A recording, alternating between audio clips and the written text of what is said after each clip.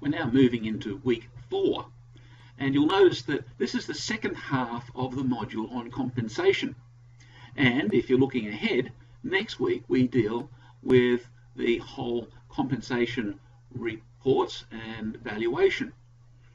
And really that's what you need in order to get the assignment done. The assignment will look very much like the type of valuations that you've done in the past, in overall form, I guess, except the focus isn't so much on the improvements, rather looking at what the land is that's going to be taken. And so for the assignment, we're looking at a slice perhaps off the front, the back, the side, or what have you of the property, which most probably will be just land. And that keeps it a bit simpler for you because you don't have to go into details of QS type of investigation into the value of the land, its effect on rentals and that sort of thing. Although there may be an effect on rentals if you have, say, a shop with a parking area out the front and half of the parking area is taken out, that might affect the shop even though it doesn't actually affect the fabric of the building. And so you need to consider those things. Now, the techniques that we're going to be using, we'll be covering in the modules. The important thing is to start thinking about how this compensation valuation is working, what you can and can't consider.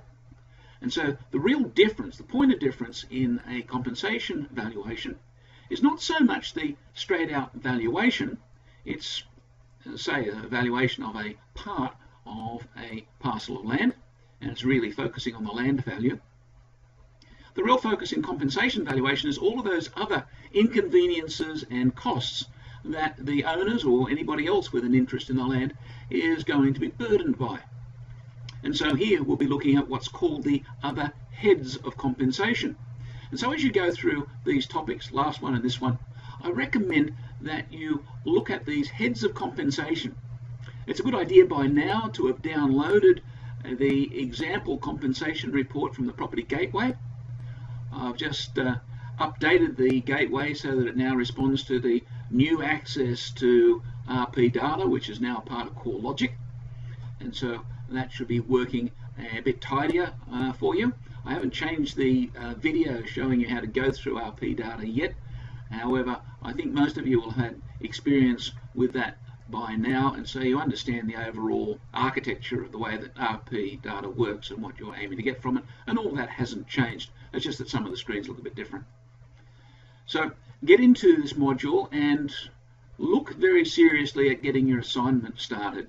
Select a property, start to get a bit of a feel for how you're going to approach it, what you're going to be, what assumptions you're going to make regarding what section is going to be resumed and so on.